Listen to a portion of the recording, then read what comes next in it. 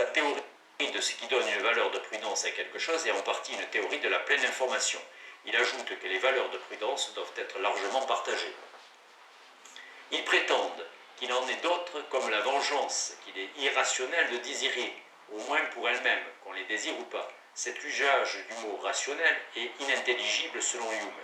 Il serait bon de voir si nous pouvons donner une interprétation de ce qu'il peut vouloir dire. Toute analyse difficile est forcément sujette à controverse. Le problème n'est donc pas seulement qu'une controverse persiste, une analyse peut être discutable et pourtant juste. Pour réfuter une analyse par un contre-exemple, il faut trouver un cas où une personne non seulement met en doute l'analyse proposée, mais accepte quelque chose qui est en contradiction avec cette analyse, sans qu'il y ait confusion linguistique et logique. Voici un cas de ce genre. Octavie pense que la raison requiert que chacun accorde de la valeur à son bonheur futur. Cette exigence se vaut, à son avis, même pour une personne qui serait à présent indifférente au futur.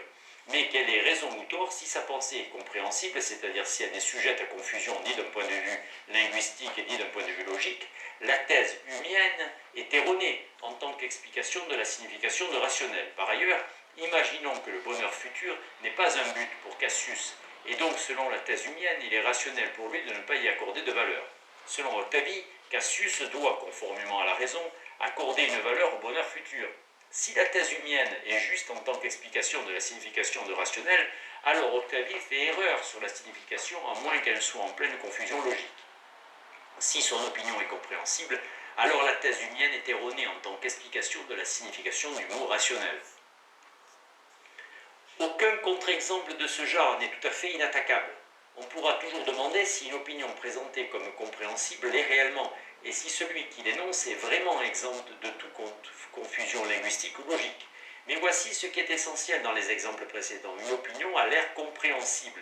Il nous semble comprendre ce que la personne affirme.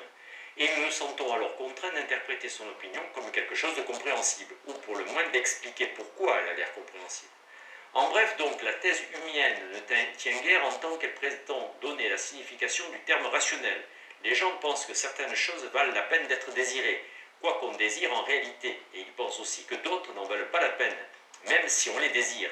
Il semble que nous comprenions tous ces énoncés, et nous aimerions avoir une analyse qui les mette au nombre des choses compréhensibles. La rationalité instrumentale. Peut-être pourrait-on résumer ainsi l'argument de Hume. La rationalité instrumentale ne semble pas poser de problème. Certes, nous disputons sur les faits et nous disputons aussi sur les buts ultimes. Mais quand nous disputons sur les buts ultimes, le recours à la rationalité n'est autre chose qu'un coup de force rhétorique. Alors, pourquoi ne pas désarmer et réserver l'emploi du terme rationnel à la caractérisation des moyens de nos cerveaux?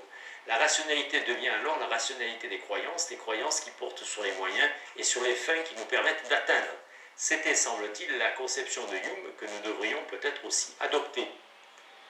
Pourtant, la rationalité instrumentale est quelque chose de plus que l'adéquation rationnelle des moyens aux fins. Toute explication de la rationalité instrumentale doit intégrer la façon dont des agents raisonnables interagissent. Elle doit intégrer l'incertitude.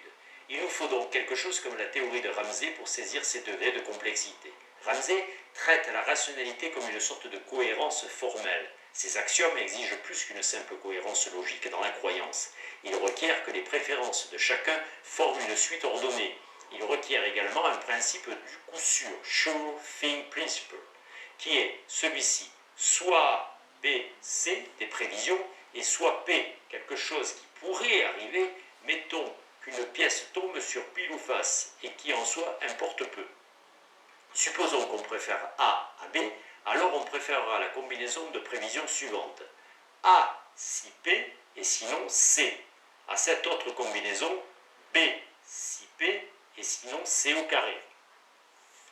Je parle des axiomes de Ramsey de manière assez peu rigoureuse. Mon propos ne concerne pas la formulation spécifique de Ramsey, mais la forme générale de théorie comme celle de Ramsey 1931 et Savage 1954-1972.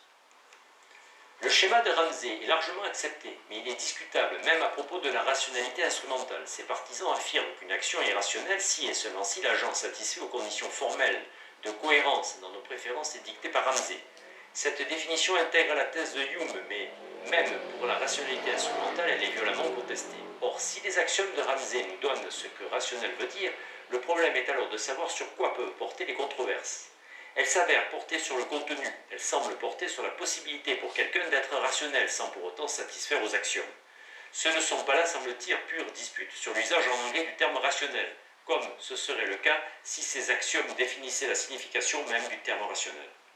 Voici en détail deux exemples actuels de ces controverses. Vous et votre jumeau vous êtes arrêtés et placés dans la situation appelée dilemme du prisonnier. Le procureur vous a isolés l'un de l'autre et vous propose à chacun ce marché. Vous serez condamné à 1 an de prison de moins si vous impliquez votre jumeau dans une affaire de vol à main armée. Ce qui veut dire que si votre jumeau vous a chargé, vous en prenez pour 10 ans de prison, à moins que vous l'ayez chargé vous-même, auquel cas vous ne ferez que 9 ans. Si votre jumeau est resté muet, alors vous faites 1 an, sur une accusation forgée de toutes pièces, à moins que vous ne l'ayez chargé, auquel cas vous êtes libre. Votre jumeau a le même marché en main, et vous savez tous deux que l'autre sait. Vous mouchardez, le jumeau moucharde, 9 ans pour vous, 9 ans pour le jumeau. Le jumeau reste muet, vous libre, 10 ans pour le jumeau. Vous restez muet, le jumeau moucharde, 10 ans pour vous, jumeau libre. Le jumeau reste muet, 1 an pour vous, 1 an pour le jumeau.